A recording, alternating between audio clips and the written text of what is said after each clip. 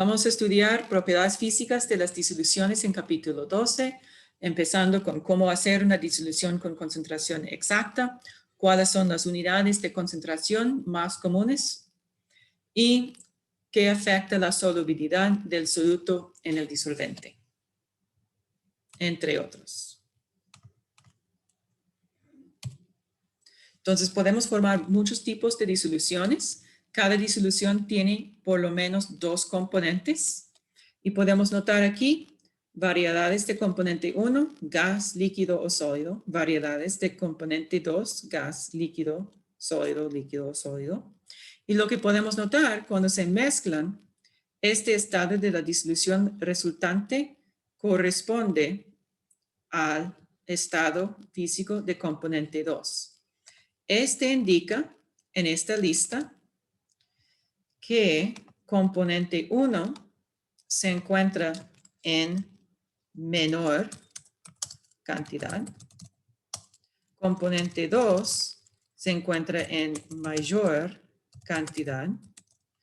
Y siempre el componente de la disolución en menor cantidad es el soluto. Y el componente de la disolución en mayor cantidad se llama el disolvente o también el solvente a veces. Y podemos notar que el estado físico de la disolución está determinado por el disolvente, el componente en mayor cantidad. ¿Okay? Entonces, ¿es posible disolver un gas en un gas? Por ejemplo? Sí, dígame. ¿Y una disolución se puede separar por medios físicos? Sí. Entonces, disoluciones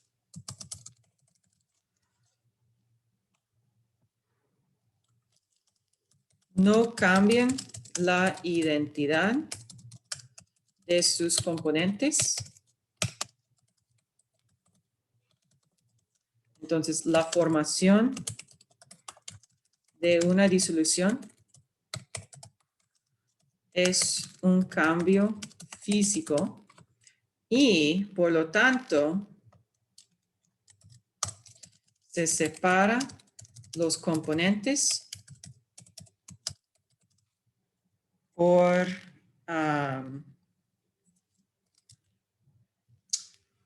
sus propiedades físicas.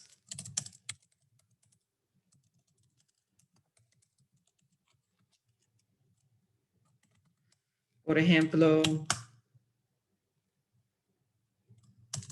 diferencia en solubilidad permite filtración. O punto de ebullición con evaporación. Okay. Por ejemplo. Okay. Entonces, los gases se disuelven en un gas o un líquido o un sólido. Okay. Ustedes han visto ejemplos de los primeros dos en su vida diaria. El aire, por ejemplo, contiene dióxido de carbono disuelto en nitrógeno, oxígeno disuelto en nitrógeno. Nitrógeno es el disolvente del aire porque 70% del aire es nitrógeno. Ustedes cuando toman agua gaseosa o Coca-Cola, Fanta, todo eso es un gas, dióxido de carbono, disuelto en el agua. Menos notable es el ejemplo de un gas disuelto en un sólido, pero en cualquier motor de un carro, camión, motocicleta, que tiene una convertidora catalítica, este tiene hidrógeno gaseoso disuelto en paladio, un sólido, y este es la forma de un catalizador para mejorar la eficiencia de combustión y así producir menos contaminación. Hay disoluciones entre líquidos, entonces vamos a tener un líquido en menor cantidad que otro líquido. Por ejemplo, el etanol en agua. Todos los vinos, cervezas, licores son disoluciones de etanol en agua. Vamos a notar algo especial de esta disolución. En este ejemplo, podemos decir que el etanol es miscible en el agua porque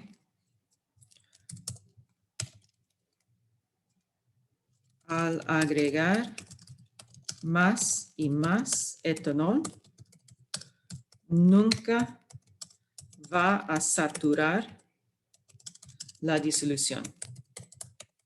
Es decir, que nunca forma dos fases. ¿Okay? Y este es miscible. Dos líquidos son miscibles cuando son solubles en cualquier proporción.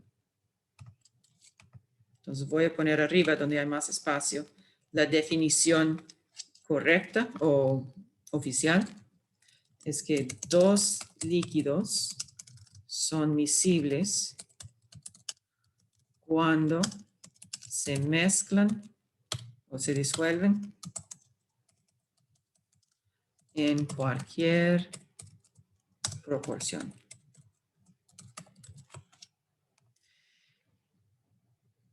Entonces, un ejemplo, hay licores o vinos que tienen, 20% en el licor etanol en agua. Pero también hay vodka absoluto que es como 60% etanol en agua. Si es 60% etanol, el etanol ya es el disolvente y el agua es el soluto, pero la disolución sigue siendo una sola fase.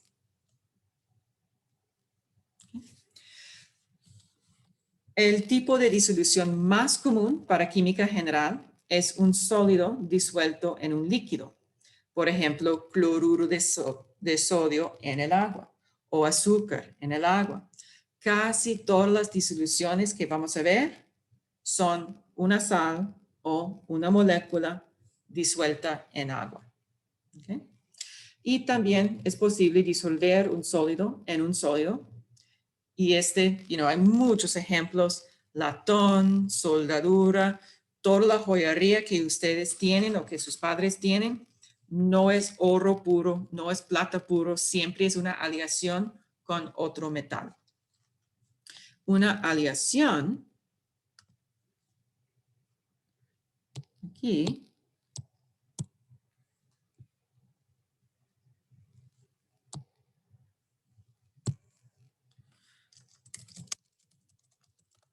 es una mezcla de dos o más metales neutros. ¿Okay? ¿Preguntas aquí?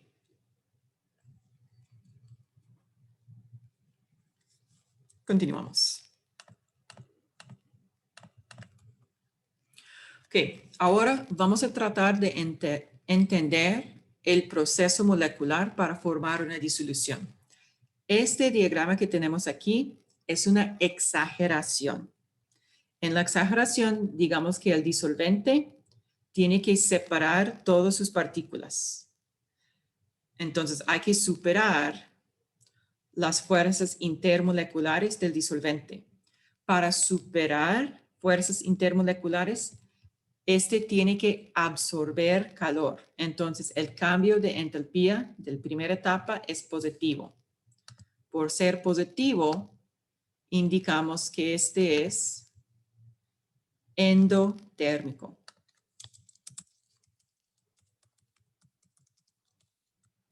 Que absorbe calor.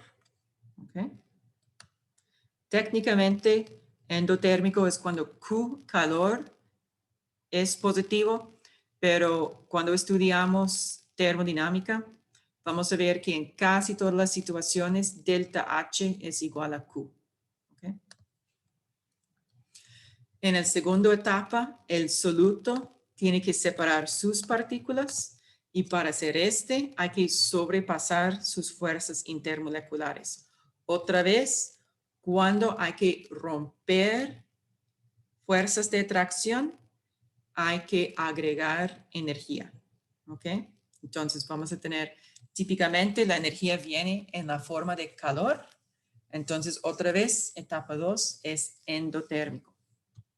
En etapa 3, las partículas del disolvente y las partículas del soluto van a mezclar y por lo tanto vamos a tener la formación de nuevas fuerzas intermoleculares entre el disolvente y el soluto.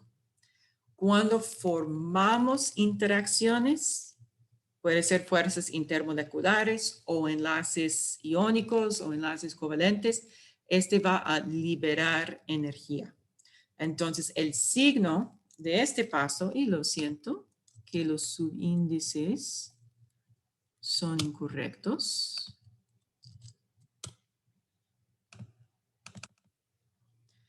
Ya tiene el signo opuesto. Delta H es negativo, indicando que libera calor. Exotérmico, libera calor.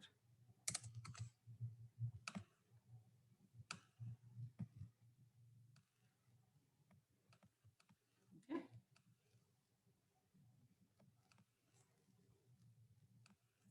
Entonces, tenemos el proceso total, el cambio de entalpía de la disolución es la suma de las 3 etapas. ¿Okay? Entonces, cuando el proceso total, la suma es positivo, el proceso es endotérmico, y cuando se mezcla el soluto con el disolvente, el recipiente se enfría. Pero cuando atracción, las fuerzas intermoleculares entre el soluto y disolvente son muy fuertes y libera mucha energía, el proceso total puede ser exotérmico y ese libera calor en total y por lo tanto el recipiente se calienta.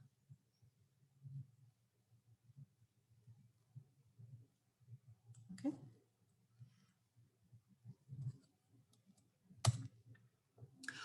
Otro concepto que tenemos que poner atención con las disoluciones es entropía. El símbolo de entropía es S, no sé por qué, lo siento.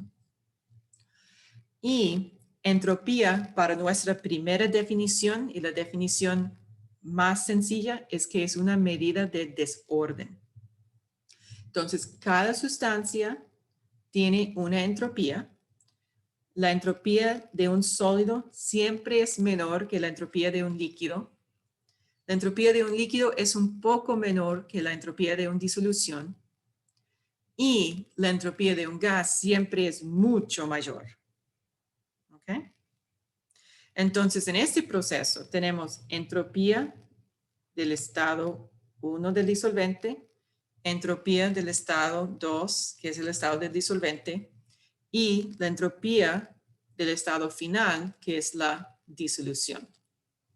En este caso, podemos ver que la entropía del soluto es mucho menor que la entropía del disolvente.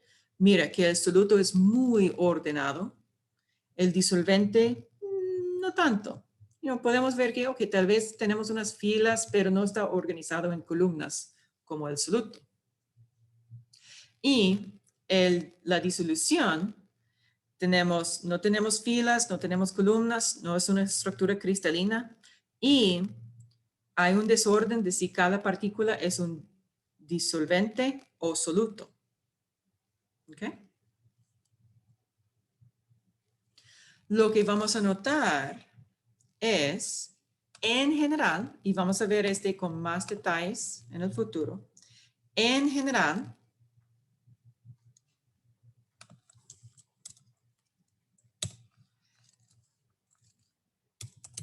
procesos exotérmicos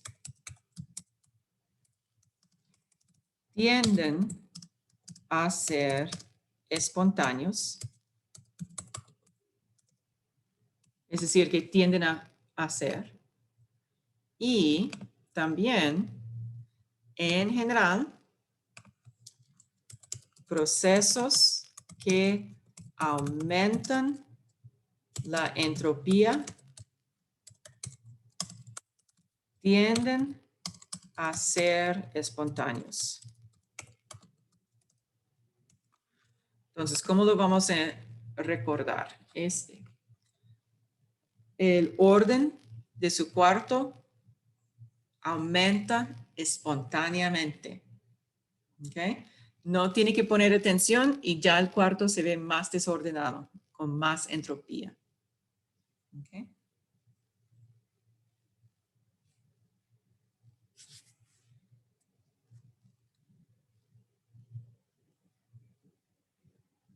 ¿Preguntas aquí?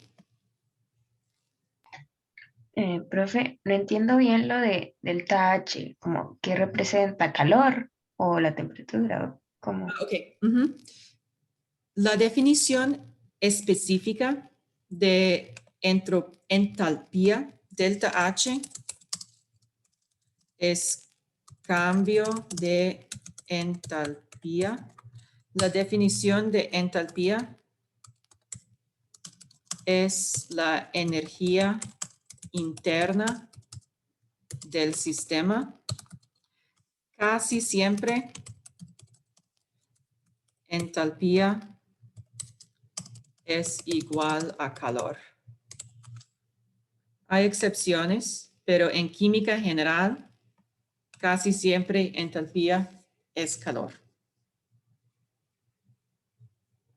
Bueno, no. Casi siempre el cambio de entalpía es calor. ¿Ok? Y vamos a ver más de en el futuro. Profe, los numeritos de abajo son lo que representan es entonces el cambio de entalpía de cada etapa, ¿verdad? Sí. Entonces, ese es el cambio de entalpía de etapa 1. Ese es cambio de entalpía de etapa 2. Y ese es cambio de entalpía de etapa 3.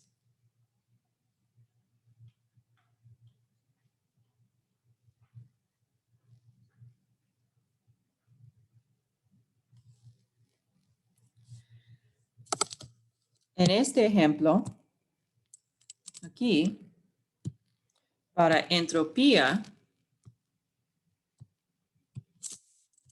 delta S, cambio de entropía, es igual a la entropía final, que es S3, menos el inicial, es el disolvente y el soluto.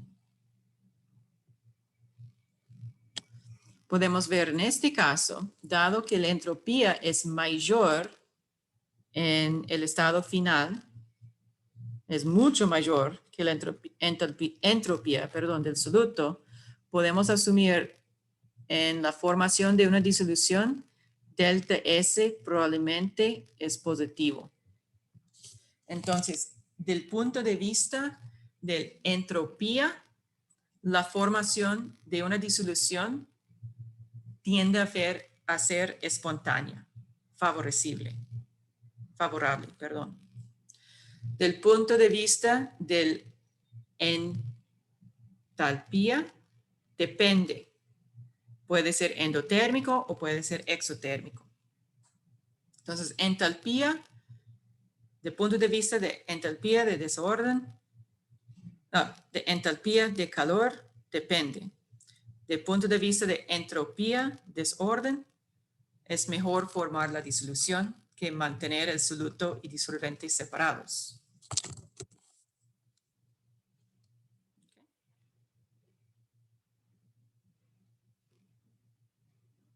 Profe, entonces los procesos endotérmicos también tienden a ser espontáneos. Sí, entonces la termodinámica tiene que ver con entalpía y entropía y la interacción entre los dos. determina si el proceso es exotérmico o endotérmico. Si es espontánea o no espontánea. Pero ya estamos andando un poco demasiado en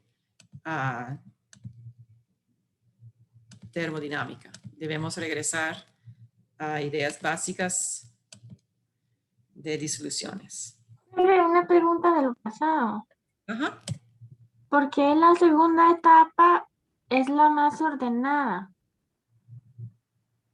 Porque S2 solo está la entropía del sólido.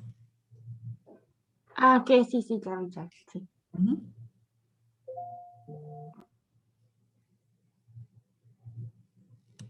Ok.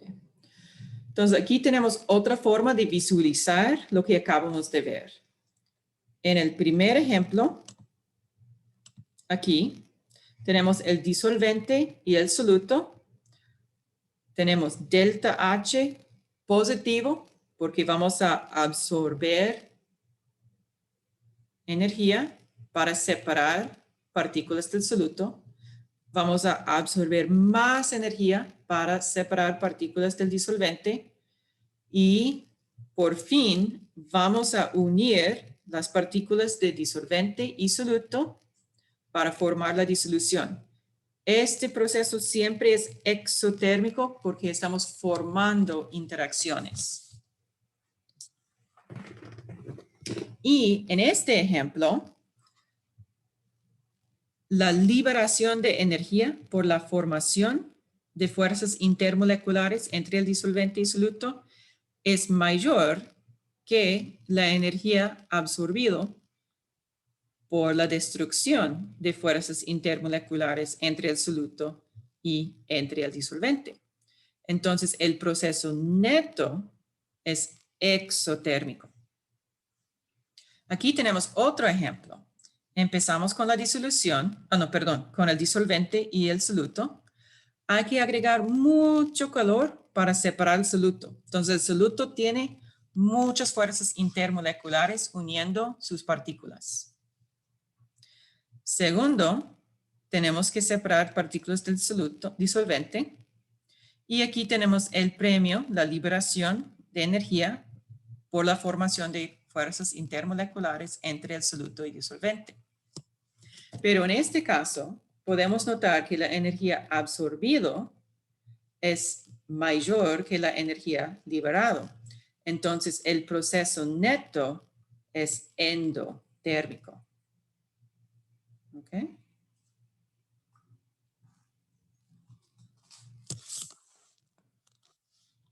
Entonces, aquí lo que quiero enfatizar es que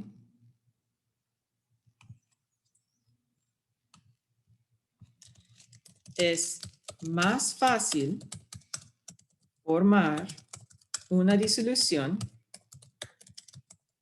cuando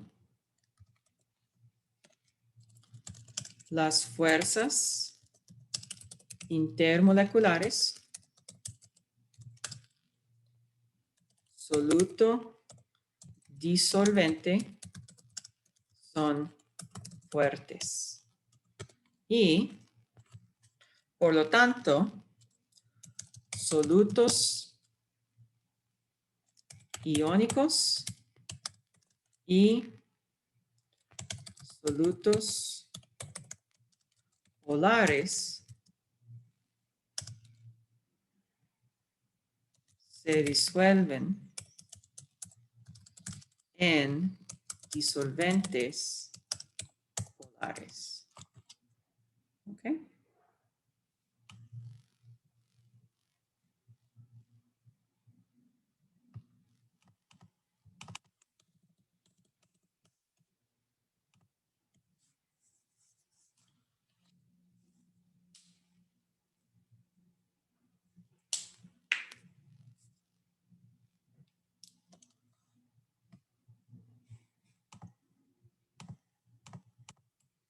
Entonces, aquí tenemos unos ejemplos para ayudarnos a repasar esta información. Vamos a predecir la solubilidad relativa de cada soluto en dos disolventes. Queremos saber básicamente si es más soluble en uno o el otro. Entonces aquí tenemos el bromo. Queremos saber si es más soluble en el benceno, que tiene dipolo general o momento dipolar general igual a 0, o si el bromo es más soluble en el agua, que tiene un dipolo general de 1,87 Daltons. Y perdón, no es Daltons, ¿qué es este T? No recuerdo la unidad, lo siento. Entonces, vamos a notar que cuando mu es igual a 0, tenemos una sustancia no polar. ¿Ok? Entonces, ¿qué pensamos para parte A? ¿Bromo es polar o no polar?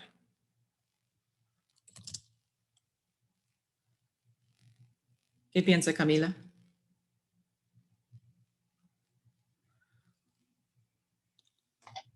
Como son dos moléculas, si se cancela sería no polar. Muy bien, es no polar. Son dos átomos, pero cada átomo es del mismo elemento. Entonces, la diferencia en electronegatividad es 0. Es no polar. Entonces, si es no polar, va a disolver o va a ser más soluble en un disolvente. ¿Qué? ¿Polar o no polar? Es más soluble en uno no polar. Muy bien. Que es, en este caso, el benceno. Ok, parte B. Tenemos el cloruro de potasio. Cloruro de potasio es ¿cuál tipo de sustancia? María José. Un compuesto iónico. Ujú.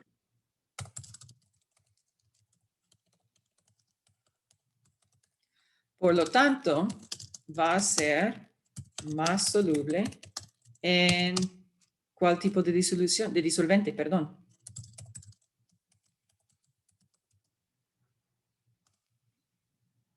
¿Dónde vamos a tener más fuerzas intermoleculares? ¿Con algo polar o no polar? NH3. Ajá.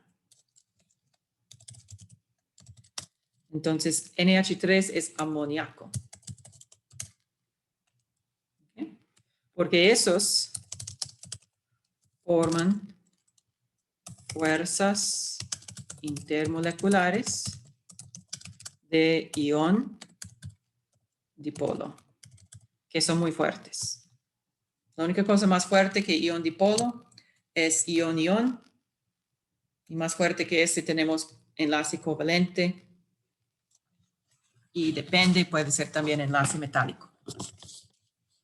Ok. Y Profe, para las... Ajá, dígame. eso es fijándose en el dipolo general. Sí, está basado en el dipolo general. Podemos ver que el tetracloruro de carbono es no polar, pero el amoníaco es polar. No tan polar como el agua, pero es polar. Okay. Voy a indicar el formaldehído.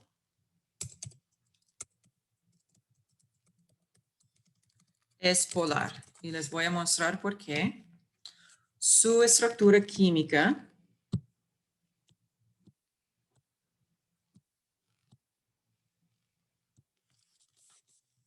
es el carbono en el centro, enlace doble a un oxígeno y enlaces sencillos a hidrógenos. El carbono y el oxígeno tiene una electronegatividad bastante diferente. El oxígeno tiene mayor electronegatividad, entonces es el lado parcialmente negativa. El carbono tiene menor electronegatividad, entonces es el lado parcialmente positiva. Entonces, en total, la molécula es polar.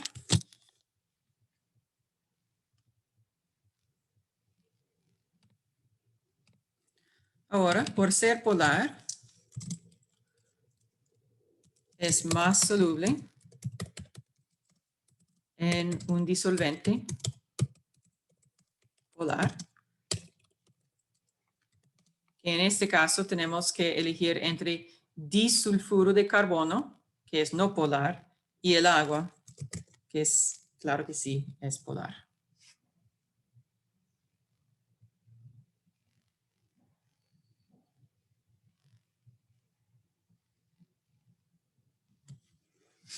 Ok.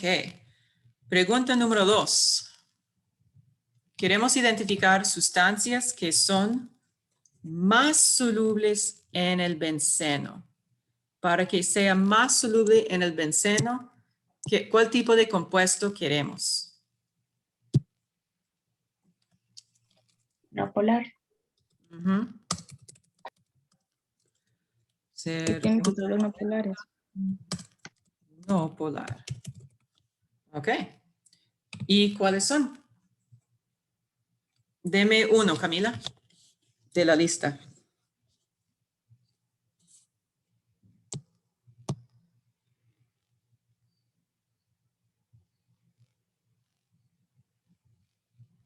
Mm,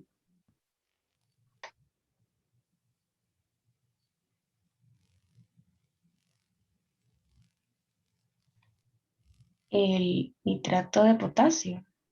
No, El sí, nitrato de potasio es es potasio polar. positivo, nitrato. Ese es un compuesto iónico.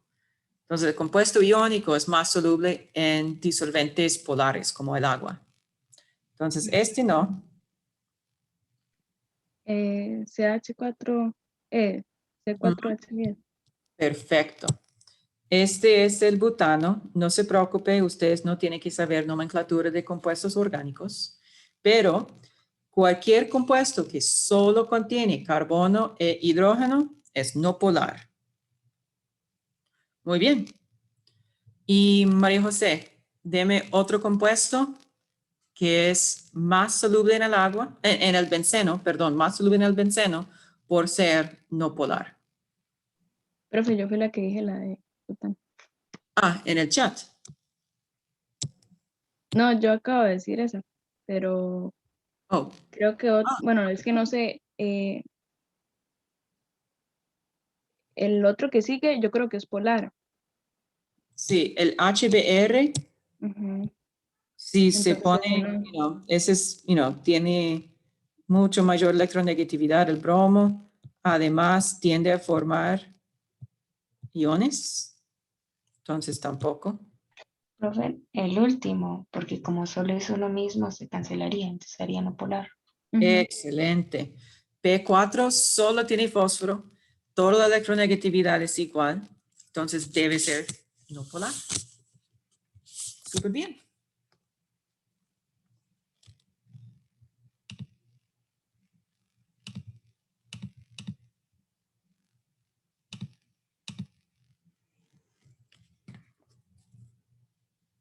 Ok, ahora vamos a investigar un poco más sobre la entropía. Okay. Tenemos este sistema. Al principio hay nitrógeno gaseoso, todo ubicado en un lado. Oxígeno gaseoso, todo ubicado en el otro lado. Y está mantenido separado por esta llave. Lo que vamos a hacer es abrir la llave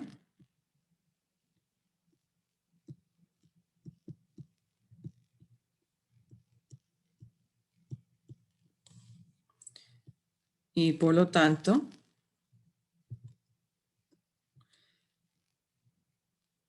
¿qué va a suceder?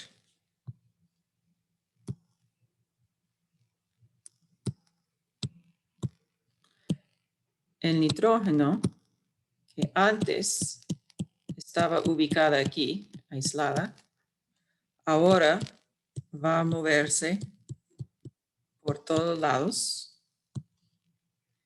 y El oxígeno que antes estaba aislado en un lado va a mover por todo el sistema.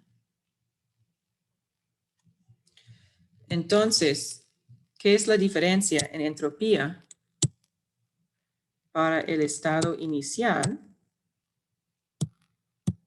y el estado final?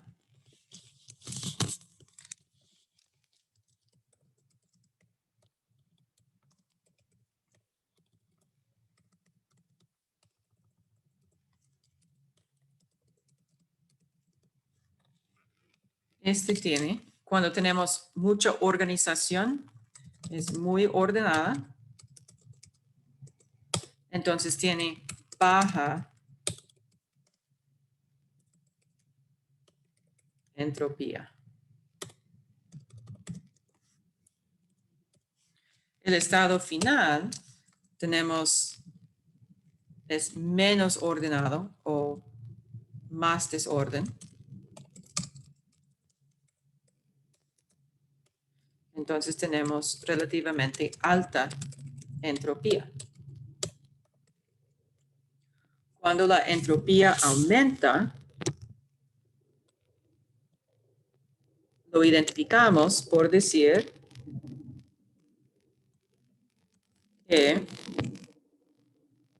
el cambio de entropía es positivo. ¿Ok? Entonces, entropía aumenta.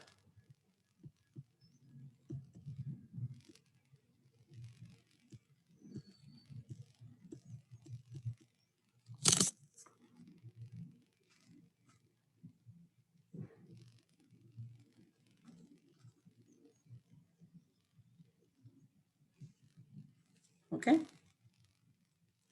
Vamos a notar que el proceso inverso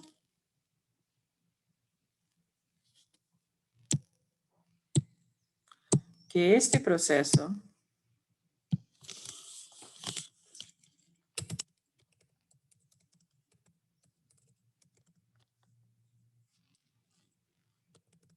tiene el signo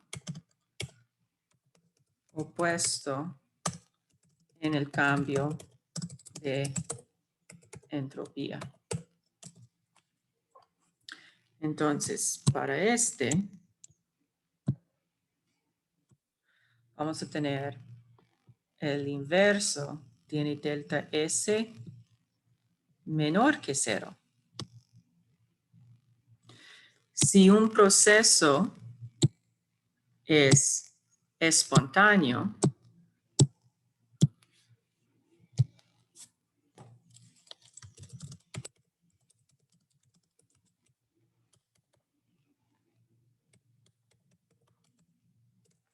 es decir, que no tenemos que agregar fuerzas externas, hacer trabajo, el proceso va a suceder automáticamente.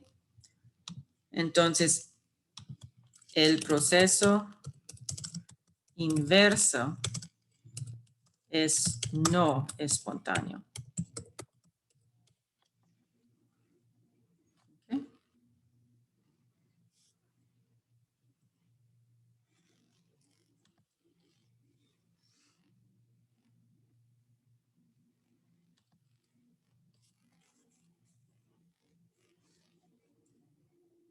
¿Preguntas aquí? Entonces, la entropía y el orden son como inversamente proporcionales.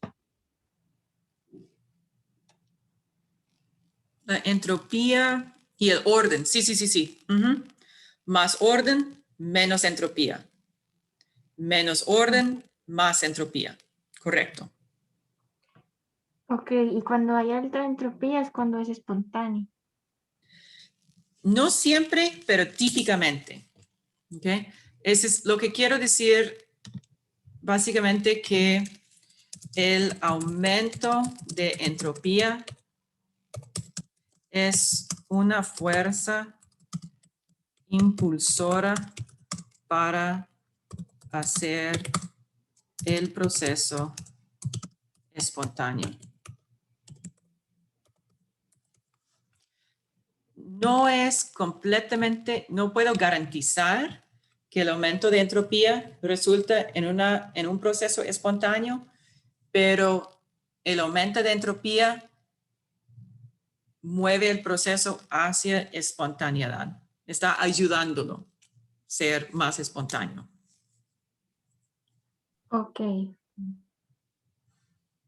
Profe, y la entropía relativo porque, digamos, ahí dice que el estado inicial es muy ordenado, pero por sí solo los gases tienen tienen mucho desorden. Ajá, relativamente. Siempre Ok. estamos aquí relativamente. Sí. Entonces, tal vez mejor voy a poner simplemente aquí el estado inicial es ordenado. Sí, son gases, pero es relativamente ordenado en comparación con el estado final. Gracias por Profe, Ajá. sería como asumir que es baja entropía porque el sistema está ordenado, pero los gases en sí están desordenados. Es como pensarlo así, tal vez. Porque Sí, la entropía aumenta cuando se desordena como el sistema, que se abre la exacto, llave y los gases se mezclan. exacto. Ujú.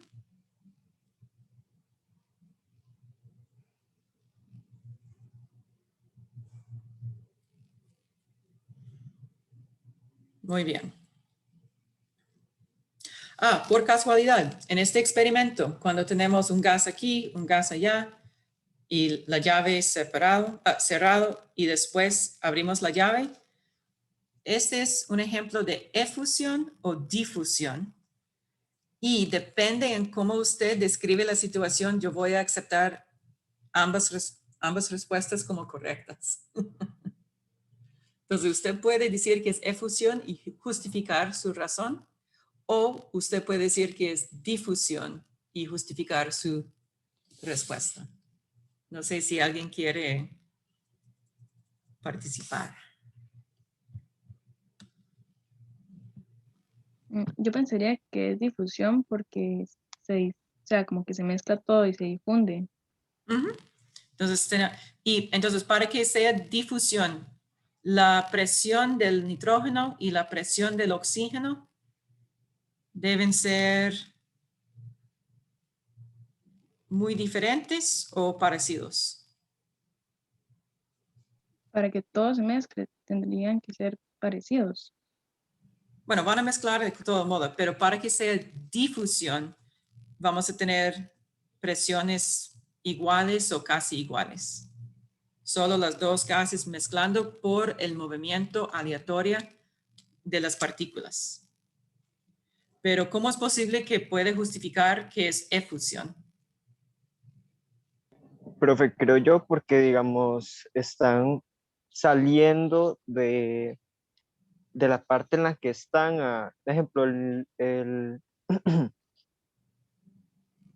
están, digamos, por medio del tubito que hay en el medio, Ujú. están escapando del lugar en el que están hacia otro. Ok. Uno Ajá. tiene menos presión y el otro tiene más presión, Ok. creo. Muy bien. Entonces, efusión ocurre cuando un gas tiene alta presión y escapa por un huequito pequeño a un área con baja presión. Entonces, si imaginamos que el nitrógeno tiene muy alta presión y el oxígeno tiene muy baja presión y este es un huequito pequeño, este es un huequito pequeño, entonces sí, el nitrógeno va a fundir a través de la llave abierta. Entonces, en esta pregunta, dado que solo estamos enfocándonos en entropía, y si es efusión o difusión, el cambio de entropía es igual. No tenemos, información adecuada para decir si es efusión o difusión. En general, con la ausencia de información en la pregunta, es mejor asumir la situación más sencilla. Y lo más sencilla es que tenemos la misma presión en ambos gases y en este caso será difusión. Pero es es divertido pensar en variaciones en la situación.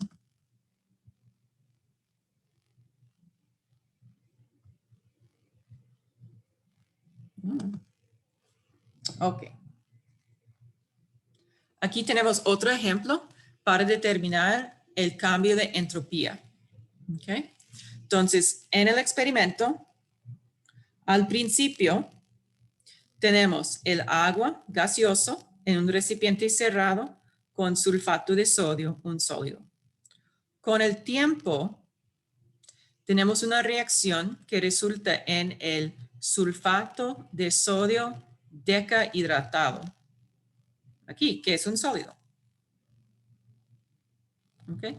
Más cualquier exceso de sulfato de sodio que existe. Okay. Podemos ver que aproximadamente todo el vapor de agua está consumido en esa reacción. Entonces, queremos saber si el sistema vuelve más o menos ordenado durante el proceso y si la entropía del sistema aumenta o disminuye.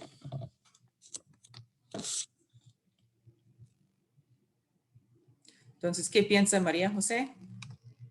Para parte A, si vamos a aumentar o vamos a ponerlo más o menos ordenado. Bueno, pero lo estoy leyendo, ¿no? Para ver si entiendo. Ujú.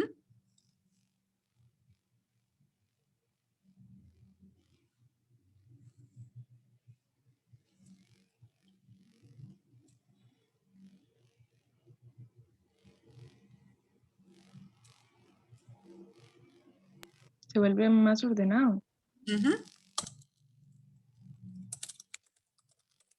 El producto es más ordenado porque tenemos la ausencia de un gas. Muy bien. Y para B, Camila, ¿qué piensa? ¿Hemos aumentado o disminuido la entropía? Si la entropía es desorden, entonces disminuye. Ujú.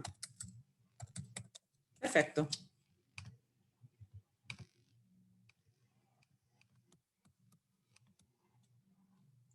Ok, próxima parte tiene que ver con unidades de concentración y bueno, ya casi termina la clase, entonces yo pienso que es mejor si dejamos para la próxima lección. ¿Ok?